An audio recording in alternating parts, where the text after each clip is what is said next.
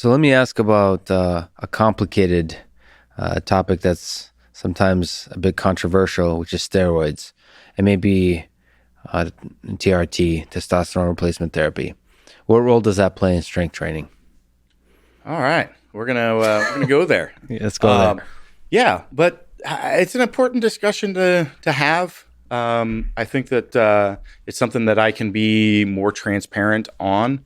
In my past, I wasn't able to due to the career that I had. So just like covering that stuff in on a public forum when you're highly looked at being an executive for recruiting and other stuff, like it was an area I had to just kind of pass on. Right Yes. now, I've used steroids. I've used them since I was 33, and I basically just use TRT now after my big squat. So for 10 years, I used them. And there's some interesting components to this. So one is just the gray area of what we call performance enhancing supplements. So performance, was it PEDs? Mm-hmm. That the line of what defines a PED is ever shifting, and it's shifting based on society norms, cultural norms, government body agencies, all these sorts of stuff. So I'm not making excuses here. So I just want to elaborate before I actually start digging into the details here. Because performance enhancing, I could take sodium bicarbonate and enhance my ability to perform deadlifts for reps. Guess what? I did that for my Guinness World Record for deadlifts in a minute. Okay. People do it for rowing or other, they use high capacity type stuff. It is performance enhancing. It is a chemical. It is baking soda. All right. Mm-hmm. They're not able to make it illegal because everybody eats bread. Well, not everyone. And so it's a little hard to test for.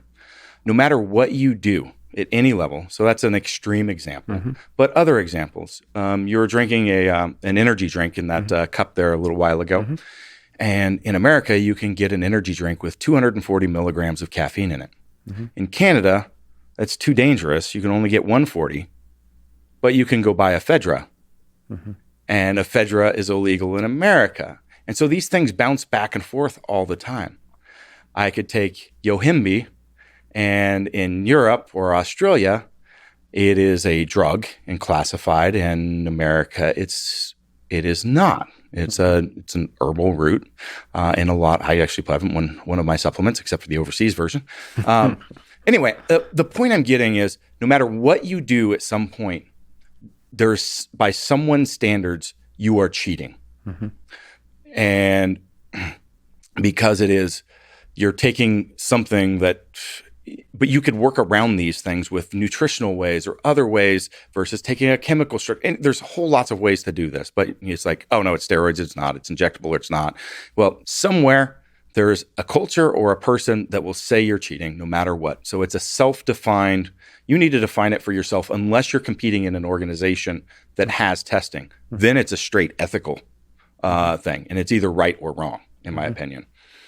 That's kind of the overall dilemma of it is, if you want to see what you're totally capable of, you have to decide yourself what's okay or not to that level. There is no body that can say something yes or no.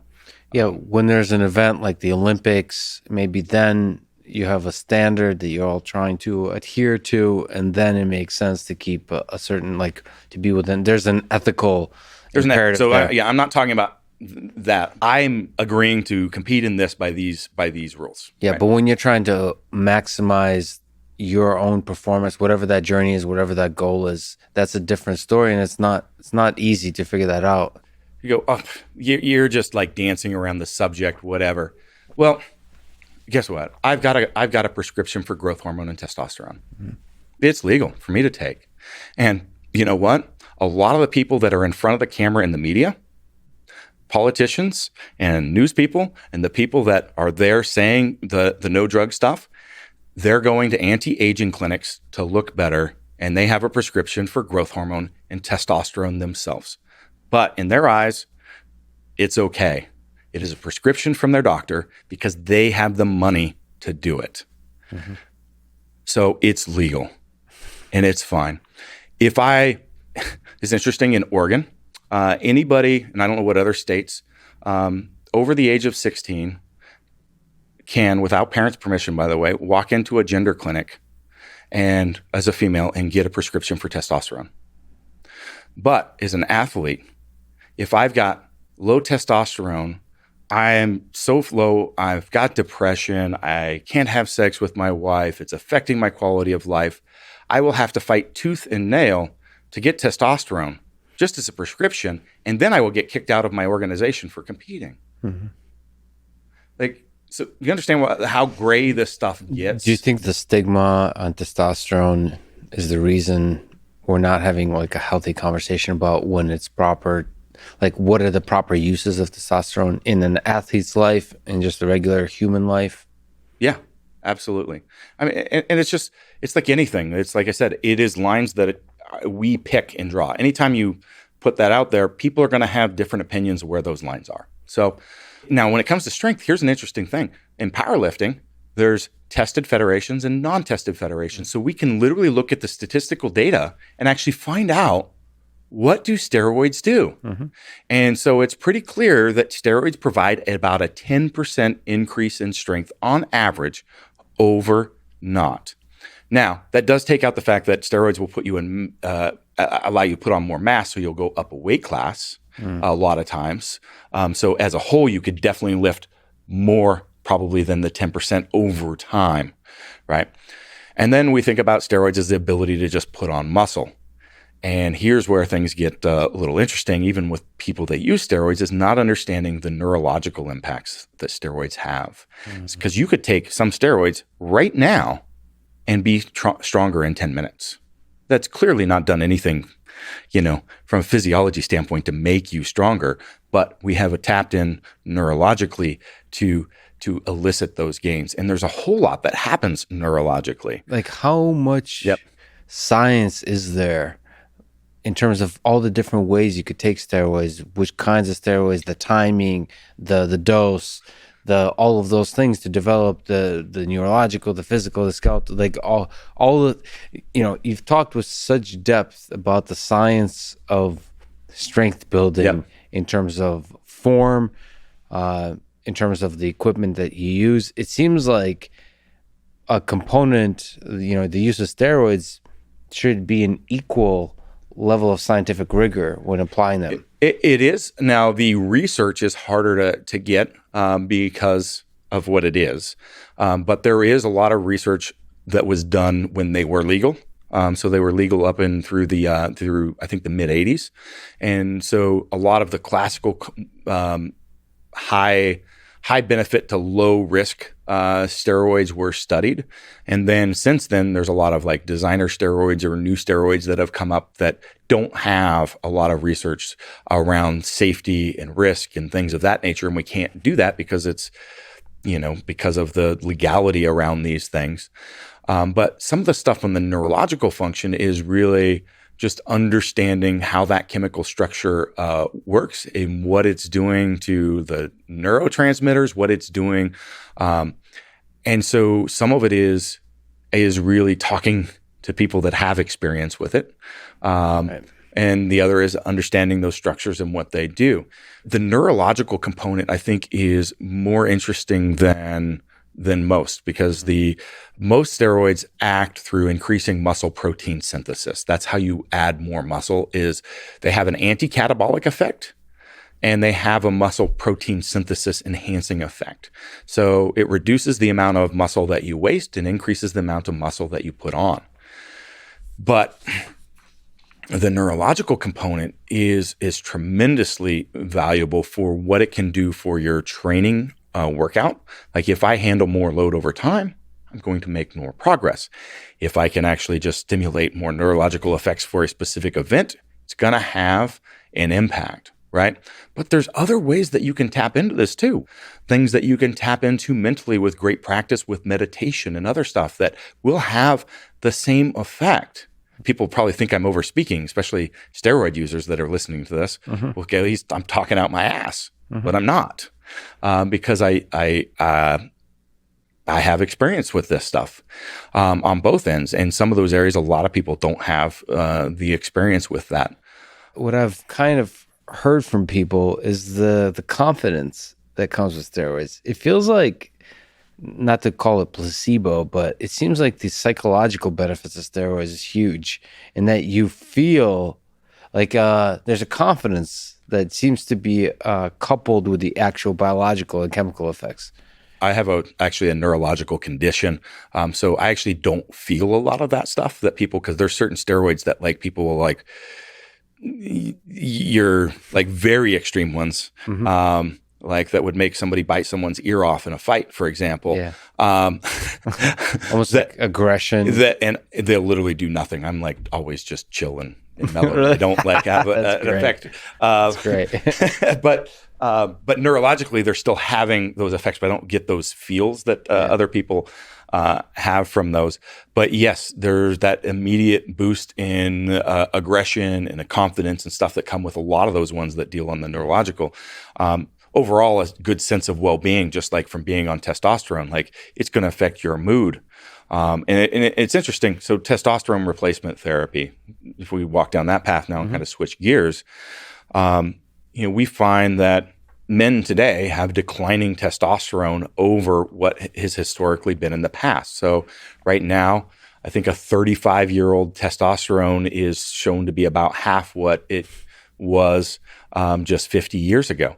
So I don't know if we could argue the point. We don't really have the science to validate any of it, but it could be society as far as the impact that it's having on the mental health for men. It could be the estrogens floating around in the water from all the chemicals and birth control and all this sort of stuff. Could be a lot of things. But it is a fact that average testosterone is significantly lower. And that is going to end up affecting life, quality of life, as well as your longevity, because it will affect those things. But on the other end, steroids and TRT, particularly steroids, come with a lot of negative health benefits. Not benefits, a lot of negative health ramifications. And so, if I knew what I know now, I don't know that I would have gone that path. I didn't till I was 33, which is kind of an outlier for a strength athlete. I was a 4 times body weight deadlifter, 800 plus pounds at 198, and I was pretty dang strong before I went down that path. And that's because I wanted to see what I was capable of. But I was reaching a point that it was either I need to do that or not. My natural testosterone levels were actually, I think below 300 is actually the threshold. So I was being told to go on TRT for the last couple years, probably just because I was pushing so hard and the stress level was driving my test down. So it was self-imposed, more than likely. But I put it off because I wanted to set all the drug-free records. And I set the ones that I wanted. And then it was 33. I'm entering the age category. And I'm like, I'm going to go on TRT. I did not feel like I should be with TRT. Personally, my ethical standard was I shouldn't be competing in tested events anymore. There are federations that will allow you you show up with your script and you do your test and you're below a certain level, but you're still on. But for me, I'm like, that's not okay. You weren't comfortable. So I'm like, I may as well at this point use steroids. But since then, understanding all those ramifications, I might not have gone down that route quite so fast and easily.